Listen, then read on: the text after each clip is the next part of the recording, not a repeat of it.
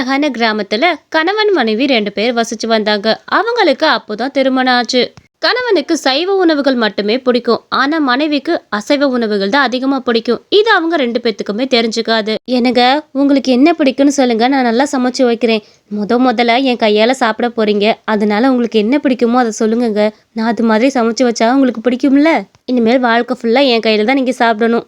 இதுல என்னமா இருக்கு? உனக்கு என்ன பிடிக்குமோ அதை சமைச்சு வை. உனக்கு என்ன பிடிக்குமோ அதானே இனிமேல் எனக்கும் பிடிக்கணும். அதனால உனக்கு என்ன பிடிக்குதோ தாராளமா அதை நீ சமைச்சு வை. நான் சாப்பிட்டுக்கிறேன், சரியா? நான் கிளம்பட்டா? ஐயோ, இப்படி டிப்ஸ்ட் வச்சுட்டு போனா என்ன அர்த்தம்? நான் எப்படிங்க அதை கண்டுபிடிக்கிறது? எனக்கு பிடிச்சது உங்களுக்கு எப்படி பிடிக்கும்னு சொல்றீங்க? சரி சொல்றீங்க, நான் செஞ்சு வைக்கிறேன் ஏதோ எனக்கு பிடிச்சது. அவளோட கணவரும் சொல்லிட்டு வேலைக்கு கிளம்பினாரு. நமக்கு என்னைக்குமே அசைவம் தான் பிடிக்கும். அதனால இன்னைக்கு கறியிலே நிறைய வகைகளை செஞ்சு அசத்திடுவோம் அவரை. முதல்ல சிக்கன் குழம்பு வைப்போம். சிக்கன் குழம்போட ருசி யாராலையும் நான் வைக்கிற மாதிரி வைக்க முடியாது. அந்த ராகவிங்கிற பொண்ணும் சுட சுட சிக்கன் குழம்ப தன்னோட கணவனுக்காக ருசியா தயார் பண்ணிக்கிட்டு இருந்தா. ஆஹா, சிக்கன் குழம்பு ரொம்பவே ருசியா வந்திருக்கு. கண்டிப்பா இது அவருக்கு பிடிக்கும்னு நினைக்கிறேன். அம்மா மீனோய், மீனோய் வாங்கம்மா. மீன் வாங்க வாங்க. நல்லா ஃப்ரெஷ்ஷான மீன்லாம் இருக்குது, வந்து எடுத்துட்டு போங்க வாங்க. அந்த சமயம் பார்த்தா அவங்க அத்தையும் அந்த சைடு வந்தாங்க. அத்தை, அடுப்புல குழம்பு வச்சிருக்கேன் அத்தை, ஒரு 5 நிமிஷம் பாத்துக்கங்க. இந்த அங்க மீன் வந்திருக்காமா, ஒரு செகண்ட் அத்தை, நான் பார்த்துட்டு வந்துடுறேன். சீக்கிரம் கொஞ்சம் அந்த குழம்பு விட்டு கிண்டி விடுங்க, அடி பிடிச்சிட போது என்ன. அவளும் அந்த மாதிரி சொல்லிட்டு வேகமா அந்த இடத்த விட்டு கிளம்புனா. அட கடவுளே, என்னது இது? சிக்கன் குழம்பு அந்த பொண்ணு வச்சுக்கிட்டு இருக்கா. இந்த பொண்ணுக்கு உண்மை என்னன்னு தெரியுமா தெரியாதா? என் மகனுக்கு சிக்கன் குழம்பு இந்த மாதிரினாலே பிடிக்கவே பிடிக்காதே. இந்த பொண்ணு தெரிஞ்சுதான் பண்றாளா என்னன்னு தெரியலையே. அத்தை, நானும் மீன் வாங்கலான்னு போனேன். நல்ல நல்ல மீனாக வச்சுருக்கான்னு பார்த்தா ஃப்ரெஷ்ஷான மீன் வெறும் பேருக்கு மட்டும் தான் சொல்கிறான் அந்த ஆள். மற்றபடி ஒன்றுமே இல்லை, அந்த மீன் எல்லாமே அழுகுன மீன் மாதிரி இருக்குது. அதனால தான் திரும்ப வந்துட்டேன். என்னோட புருஷனுக்காக இன்னைக்கு ஆசாசையாக எல்லாத்தையும் சமைச்சு வச்சுட்டு இருக்கேன் தெரியுமா. எனக்கு ரொம்ப நல்லா செய்ய தெரிஞ்ச அந்த சிக்கன் குழம்பு தான் இன்னைக்கு நான் வச்சுருக்கேன் அத்தை. ஏமா, உனக்கு கொஞ்சமாச்சும் விவஸ்தை இருக்கா? இந்த சிக்கன் குழம்பு இதெல்லாம் என் பையனுக்கு சுத்தமாக பிடிக்காது. அவன் சுத்தமாக சைவம்மா. அதனால சைவ உணவுகள் மட்டும்தான் அவனுக்கு ரொம்ப பிடிக்கும். இந்த மாதிரி உணவுகள்லாம் அவனுக்கு சின்ன வயசுலேருந்து நான் ஊட்டி பழக்கிறதும் கிடையாது. அவனுக்கும் இதெல்லாம் பிடிக்கவே பிடிக்காது. நீ இந்த சிக்கன் குழம்பு தூக்கி கீழே ஊற்று. இதுக்கப்புறம் இந்த சிக்கன் குழம்பு இந்த மாதிரி கறி வகை எதுவுமே வீட்டில் செய்யக்கூடாது பார்த்துக்கோ. மீறி ஏதாவது வீட்டில் செஞ்சுருந்தேன்னா அப்புறம் உனக்கு மரியாதை கெட்டு போயிடும். அத்தை, அதுக்கு எதுக்கத்தை இப்படி கோவப்படுறீங்க? சரி விடுங்க, அந்த சிக்கன் குழம்பை நான் சாப்பிட்டுக்கிறேன். நான் சின்ன வயசுலேருந்தே வெறும் கறியும் மீனுமா தான் சாப்பிட்டு வளர்ந்தேன். எங்கள் அம்மாலாம் எனக்கு அவ்வளோ கறியை ஊட்டி விடுவாங்க வச்சு. அதனால ஒரு நாள் கூட என்னால் கறி இல்லாமலாம் இருக்கவே முடியாது அத்தை. ஒன்று முட்டையாச்சும் நான் வச்சு சாப்பிட்ருவேன். அதனால அந்த கறியெல்லாம் நான் சாப்பிட்டுக்கிறேன், ஒன்றும் கவலைப்படாதீங்க. இதை பாருமா, உனக்கு பிடிச்சிதானே அவனை கல்யாணம் பண்ணிக்கிட்ட. அவனுக்கு பிடிச்ச மாதிரி நீ மாறணும்னா இதெல்லாம் நீ சாப்பிடக்கூடாது தான். என்ன, உனக்கு பிடிச்சவங்களுக்காக இதை கூட மாற்றிக்க மாட்டியா? என் பையனை நீ பிடிச்சிதானே கல்யாணம் பண்ணிக்கிட்ட, அப்போ அவன் விருப்பப்படி தான் இருக்கணும். அவனுக்கு இதெல்லாம் சுத்தமாக பிடிக்காது. அத்தை, இதனால என்னங்கத்தை இருக்குது? நான் தானே சாப்பிட்றேன்னு சொல்கிறேன். உங்களுக்கு பிடிக்காதனால நீங்கள் சாப்பிடாம இருக்கிறீங்க. ஆனால் எனக்கு அது ரொம்ப பிடிக்குமே. நான் சாப்பிட்டுக்கிறேன் அத்தை. இங்கே பாரு, இதுக்கு மேலே நான் வாயில் பேச மாட்டேன், என் கை தான் பேசும் பார்த்துக்க. இதுக்கு மேலே இந்த மாதிரி குழம்புலாம் வீட்டில் சமைக்கிறத பார்த்தேன்னா நான் உன்னை அடிக்கிறதுக்கு கூட தயங்க மாட்டேன். புரியுதா ராகவி? போ இதை கீரை தூக்கி ஊற்றிட்டு ஏதாவது கீரை ஏதாச்சும் சமைச்சு வை. அதுதான் ரொம்ப பிடிக்கும் அவனுக்கு. என்னது இது? அத்தை இப்படி திட்டிட்டு போகிறாங்க. அவங்களுக்கு பிடிச்சா என்ன, பிடிக்கலன்னா என்ன? நமக்கு பிடிச்ச சாப்பாடு தானே சாப்பிட முடியும். என்ன எல்லாரும் இப்படி இருக்கிறாங்க? நான் கூட என்னமோ நினச்சேன். என்னால் ஒரு நாள் கூட இந்த மாதிரி சாப்பாடை சாப்பிடாமே இருக்க முடியாது. சின்ன வயசுலேருந்தே அப்படியே வளர்ந்துட்டேனே, நான் என்ன பண்ணுறது? இந்த உலகத்திலே நிம்மதியாக சாப்பிட்றத மட்டும் தான் பார்க்க முடியும். அதுவும் முடியாதா இனிமேல்? அவளும் சாயந்தரம் தன்னோட கணவன் வீட்டுக்கு வந்ததுமே அவருக்கு சாப்பாடு பரிமாறிக்கிட்டு இருந்தா. ராகவி, என்ன ஆச்சுமா? எதுக்காக இவ்வளோ சோகமாக உட்காந்துருக்குற? நான் வந்தது உனக்கு பிடிக்கலையா? எப்பவும் சந்தோஷமா தானே இருப்ப. என்னமோ இன்னைக்கு இப்படி மூஞ்சி தூக்கிட்டு உட்காந்த மாதிரி உட்காந்துருக்குற. இல்லைங்க, காலையிலேருந்து கொஞ்சம் வேலை பார்த்தனால உடம்பு டயர்டாக இருக்கு. வேற ஒன்றும் இல்லை. ஏங்க, உங்களுக்கு சைவ சாப்பாடு தான் ரொம்ப பிடிக்குமா? ஆமாம்மா, எனக்கு அசைவம் பிடிக்கிறது கிடையாது, சைவம் மட்டும் தான் ரொம்ப பிடிக்கும். அதனால சைவத்தில் என்ன பண்ணி கொடுத்தாலும் நல்லா சாப்பிடுவேன் பார்த்துக்கோ. இதோ உனக்கு பிடிச்சதான் எனக்கு பிடிச்சிருக்குது பார்த்தியா? இன்னைக்கு நான் உனக்கு பிடிச்ச சாப்பாடை செஞ்சு வாங்கிட்டு போனேன். நீ எனக்கு பிடிச்ச மாதிரியே சைவ சாப்பாடே சமைச்சு வச்சிருக்கியே, பரவாயில்லையே. ஒருவேளை உன்னோட டேஸ்ட்டும் என்னோட டேஸ்ட்டும் ஒரே மாதிரி இருக்கோ என்னமோ. சரிம்மா, நான் சாப்பிட்றேன்னு. அவளும் சண்டையை பற்றி எதுவும் சொல்லாம அவ கணவனை சாப்பிட வச்சுக்கிட்டு இருந்தா. நைட்டு தூங்குனப்ப அவ நிம்மதியாவே தூங்கல. தனக்கு பிடிச்ச சாப்பாடை கூட நிம்மதியா சாப்பிட முடியன்ற வார்த்தை அவன் மனசுக்குள்ளே இருந்தது.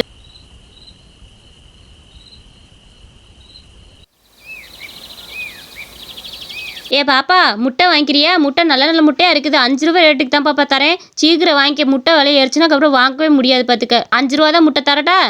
இல்லை இல்லைங்கக்கா, எங்களுக்கு முட்டைலாம் வேண்டாம். நாங்கள் சாப்பிட்றது கிடையாதுக்கா. இல்லை எனக்கு வேண்டாம். அட என்னம்மா நீ இப்படி சொல்லிட்டு இருக்க? அன்னைக்கு உங்கள் அம்மா அந்த வீட்டுக்கு வந்தப்ப உங்கள் அம்மா சொன்னாங்க என் பொண்ணுக்கு சைவம்லாம் பிடிக்காது, அசைவம் தான் ரொம்ப பிடிக்கும்னு. நீ என்னமோ இப்படி சொல்லிக்கிட்டு இருக்க? எனக்கு நல்லாவே தெரியும் உனக்கு அசைவம்னா ரொம்ப பிடிக்கும். புடிமா முட்டையை வாங்கிக்க. அப்பப்போ 2 நாள் ஊற்றி சாப்பிட்டுக்க. என்ன? அப்படியாக்கா? சரிங்கக்கா, அந்த முட்டையை கொடுங்க. நான் அப்பப்போ 2 ஊற்றி சாப்பிட்டுக்கிறேன். அடியே அந்த முட்டையை வாங்கினா உன் கையை வெட்டி புடுவேன் பார்த்துக்க. அந்த முட்டையை கீழே வைடியே. ஏண்டி நேற்று படிச்சு சொன்னேன் என் பையனுக்கும் எனக்கும் அசைவம் பிடிக்காதுன்னு திருப்பி முட்டையை வாங்கிட்டு வீட்டுக்குள்ளே போகிறேன். முட்டையை வாங்கிட்டு வீட்டுக்குள்ளே போனேன்னு வச்சுக்க, அந்த முட்டையெல்லாம் ஒவ்வொன்றா எடுத்து உன் மண்டையிலே உடச்சு புடுவேன் பார்த்துக்க. ஆளை மூஞ்சி பாரு. அந்த முட்டையை திருப்பி கொடுத்துட்டு வாப்போ. எத்தனை தடவை சொன்னாலும் உனக்கு புரியாதா? எங்களுக்கு பிடிச்ச மாதிரி தான் நீ இருக்கணும், எங்களுக்கு பிடிச்ச மாதிரி தான் நீ சாப்பிடணும் பார்த்துக்க. எங்களை மேலே விருப்பப்பட்டு தானே நீ இந்த வீட்டுக்கு வந்த, அப்போ எங்களுக்கு பிடிச்ச மாதிரி தான் நீ இருக்கணும். என்னம்மா இப்படி இருக்கிற? உன் மருமகளுக்கு தான் அசைவ சாப்பிட பிடிச்சிருக்கல, அப்புறம் என்ன வாங்கி கொடுக்க வேண்டியதானே? பாவம் சின்ன வயசுலலாம் இப்படி ஒரு கண்டிஷனை போட்டு நீ இவ்வளோ உட்கார வைக்காத. பாவத்தை அவளுக்கு பிடிச்சதை சாப்பிட்டு போட்டுன்னு விட வேண்டியது தானே. இதோ பாரு முட்டைக்காரி, நீ எங்கள் குடும்ப விஷயத்தில் தலையிற வேலை நிறுத்திக்க. எங்களுக்கு எல்லாம் தெரியும். உன் வேலை என்னமோ அதை மட்டும் பார்த்துட்டு போ. அக்கா இந்தாங்கக்கா, புடிங்க முட்டைய. நான் தான் அப்போவே வேணான்னு சொன்னேன்ல. இந்தாடி ராகவியே, போய் உள்ள கீரை இருக்கு, பூரா எடுத்து ஆஞ்சு நல்லா கீரை கூட்டு பண்ணு போ. கூடிய பீன்ஸு கேரட்லாம் வாங்கி வச்சிருக்கேன், நல்லா அதெல்லாம் போட்டு பொரிச்சு புட்டு காய வை. ஒரு மோர் குழம்பு ரசத்தை வை. இந்த மாதிரி குழம்பு வச்சா எப்படி இருக்கும் பார்க்குறதுக்கு? போடி போ. ராகவியோட அம்மா ஊர்லேருந்து அவளை பார்க்கறதுக்காக வந்திருந்தாங்க. அடடே சம்மந்தி, வாங்க வாங்க, நல்லா இருக்கீங்களா? இப்போ தான் எங்கள் வீட்டுக்கு வர வழி தெரிஞ்சதா?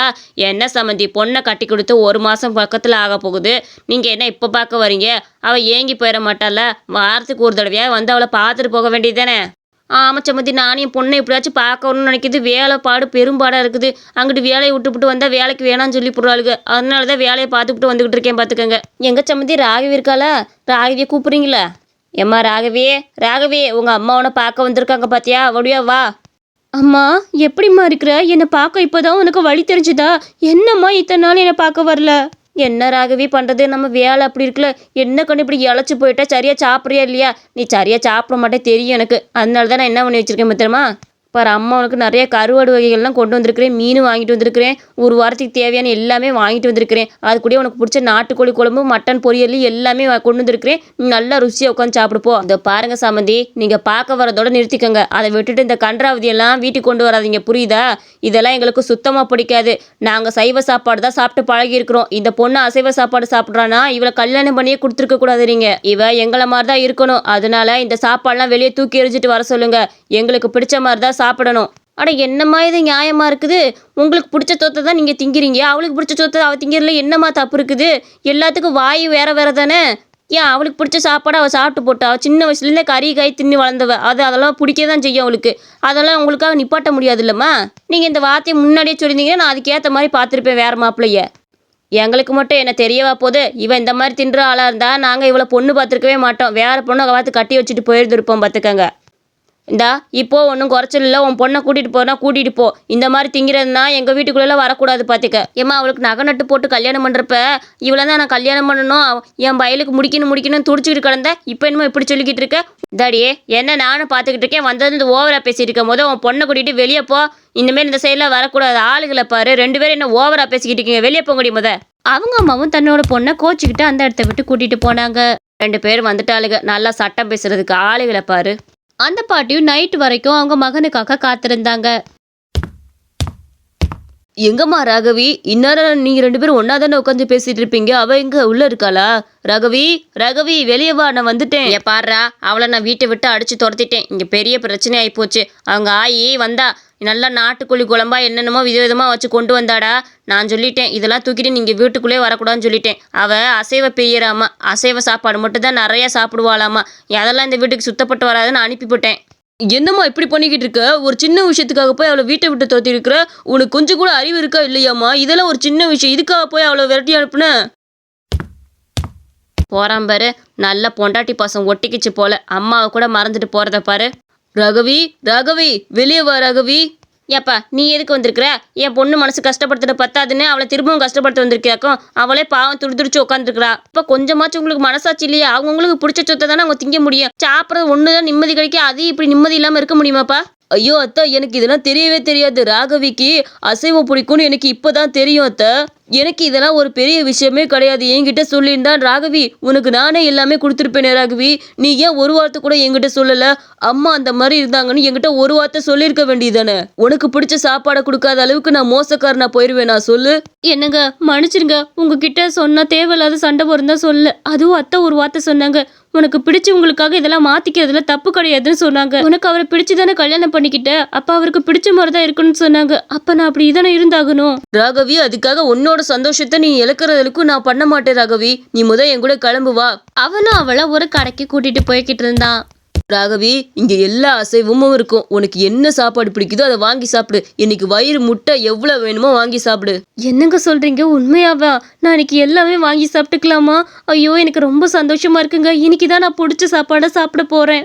ஆமா, இனிமேலும் உனக்கு பிடிச்ச சாப்பாடு தான் சாப்பிட போற. உனக்கு என்ன பிடிக்குமோ நீ வீட்டுல தாராளமா செஞ்சு சாப்பிடு. அதை நான் எடுத்து தர தயாரா இருக்கேன். அவன் அவளுக்கு பிடிச்ச மாதிரி எல்லா சாப்பாடையும் வாங்கி கொடுத்தான். ராகவியும் ருசிச்சு அதெல்லாம் சாப்பிட்டுக்கிட்டு இருந்தா. என்னங்க சூப்பரா இருந்துச்சுங்க. இன்னைக்கு தான் என் மனசு திருப்தியா இருக்குது. நம்ம நல்ல சாப்பாடு சாப்பிட்டாதான் மனசும் திருப்தியா இருக்கும்ல. சரி ராகவி, நீ உங்க வீட்டுல ஒரு 5 நிமிஷம் இரு. நான் அதுக்கப்புறம் உன்னை கூட்டிட்டு போறேன். சரியா? வா, இப்போதைக்கு உன்னை வீட்டுல விட்டுட்டு போறேன். அவனும் நேரா வீட்டுக்கு கிளம்பி போனான். அம்மா, உன்கிட்ட ஒன்று கேட்கணுன்னு தான் வந்தேன். ஆமா, என்னை உனக்கு ரொம்ப பிடிக்குமா பிடிக்காதாமா? இல்ல சொல்லு, சின்ன வயசுல இருந்தே என்ன உனக்கு ரொம்ப பிடிக்கும் தானே? என்னடா இது கேள்வி? சின்ன வயசுலேருந்தே நீ தான் என் உயிர், நான் வாழ்ந்துக்கிட்டு இருக்கேன். உன்னைய போய் எனக்கு பிடிக்காம இருக்கும்? எப்படா இருக்கும்? உன்னைய தாண்டா எனக்கு ரொம்ப பிடிக்கும். இந்த உலகத்திலே நீ மட்டும்தான் எனக்கு எல்லாமே. அப்ப சரிம்மா, அப்ப வா, என் கூட ஒரு கடைக்கு போகணும். அங்க போலாமா? வா. அவனும் அவங்க அம்மாவை அந்த அசைவ கடைக்கு கூட்டிட்டு போனான். ஐயா, என்னடா கருமோது இதெல்லாம் என் தட்டில் வச்சு கொடுத்துக்கிட்டு இருக்க? எனக்கு அசைவமே பிடிக்காதுன்னு உனக்கு தெரியாதாக்கும்? எதுக்குடா இந்த கடைக்கு கூட்டிட்டு வந்த? வா, ஒரு நல்ல சைவ ஹோட்டலை பார்த்து அங்க போய் உட்காந்து சாப்பிட்டுட்டு வருவான். இங்க உட்காந்தாலே எனக்கு மனசு திருப்தி இல்லாம இருக்கு. வாடா போவான். அம்மா, நீ தானம்மா ராகவி கிட்ட சொன்ன நமக்கு பிடிச்சவங்களுக்காக சாப்பாடு விஷயமா இருந்தாலும் அதை மாத்திக்கிட்டு தான் ஆகணும்னு. ராகவிட்ட நீ தானே சொன்ன உன் புருஷனுக்கு என்ன பிடிக்குமோ அதான் உனக்கு பிடிக்கணும்னு. அதே மாதிரி எனக்கு என்ன பிடிக்குமோ அதானே உனக்கு பிடிக்கணும். என்னதானே அந்த உலகத்துல உனக்கு ரொம்ப பிடிக்கும். அப்ப நீ எனக்கு பிடிச்சதாம்மா சாப்பிடணும். நீ இன்னிலேருந்து அசைவ பிரியரா மாறிடு. நீ அசைவ சாப்பாடு மட்டும் தான் சாப்பிடணும் பார்த்துக்க. எனக்கு அதுதான் பிடிச்சிருக்கு. அப்படி சொன்னதுமே அவங்க அம்மாவுக்கு ஒரு செகண்ட் எல்லாமே புரிஞ்சுது. என்னடா சொல்ற? எனக்கு ஒரு மாதிரியா இருக்கு. தம்பி, என்னை மன்னிச்சிரு. நான் ராகவிட்ட அப்படி சொன்னது ரொம்ப பெரிய தப்புன்னு நீ ஒரு விஷயத்துல புரிய வச்சுட்ட. இதை நான் வாய் வார்த்தையில புரிய வச்சிருந்தா கண்டிப்பா உனக்கு புரிஞ்சிருக்காது. அதனாலதான் சாப்பாடு விஷயத்துல கொண்டு வந்து உன்னை புரிய வச்சேன். நம்ம வாழ்க்கையில நிம்மதியாவும் சந்தோஷமாவும் இருக்குது நம்ம சாப்பாடு மட்டும்தான். அது ஒண்ணு சாப்பிட்றப்பதான் நம்ம மனசும் நிம்மதியா இருக்கும், எல்லாமே நிம்மதியா இருக்கும். அந்த சாப்பாடே அவ நிம்மதி இல்லாம சாப்பிட்றப்ப அவளுக்கு எப்படி இருக்கும்? அவளுக்கு பிடிச்சதை சாப்பிட்டுமேமா. நீ ஏன் அதுல தலையிட்ட சொல்லு? மன்னிச்சிருடா. இனிமேல் ராகவி கிட்ட நான் அதை சாப்பிடு இதை சாப்பிடுன்னு தொந்தரவு பண்ண மாட்டேன். அவளுக்கு பிடிச்ச சாப்பாடை அவள் சாப்பிடட்டும். இந்த உலகத்துல நமக்கு பிடிச்சதை தான் மற்றவங்க சாப்பிடணும்னு நினைக்கவே கூடாதுங்கிறத நீ இந்த ஒரு விஷயத்துல எனக்கு புரிய வச்சுட்ட. எப்பவுமே அவள் இஷ்டப்படி இருக்கட்டும். வா, ராகவியை போய் வீட்டில் கூப்பிட்டுட்டு வருவான். அப்பா, எனக்கு இப்போதாம்மா சந்தோஷமா இருக்கு. வா போலாம். ராகவி, அத்தையை மன்னிச்சிடு. இனிமேல் எப்பவுமே உனக்கு பிடிச்ச சாப்பாடை நீ செஞ்சு சாப்பிடலாம். தாராளமா நீ வீட்லயே செஞ்சுக்க. அத்தை உன்னை எந்த ஒரு தொந்தரவும் பண்ண மாட்டேன். என்ன கண்ணு, நான் உன்னை சொன்னது ரொம்ப பெரிய தப்புன்னு உன் புருஷன் எனக்கு புரிய வச்சுட்டாமா. அத்தை விடுங்கத்த, நான் அதெல்லாம் எப்பவுமே மனசுல வச்சுக்க மாட்டேன். அதுல இருந்து ராகவிக்கு அவங்க அத்தையே அசைவ சாப்பாடுகளை சமைச்சு கொடுக்க ஆரம்பிச்சாங்க. இந்த கதை உங்களுக்கு பிடிச்சிருந்துச்சுன்னா மறக்காம நம்ம அனிமேஷன் ஸ்டோரிஸ் சேனலுக்கு சப்ஸ்கிரைப் பண்ணிக்கோங்க. இந்த கதையில நீங்க புரிஞ்சுக்கிட்டது என்னன்னு மறக்காம நம்ம கமெண்ட் செக்ஷன்ல சொல்லிருங்க.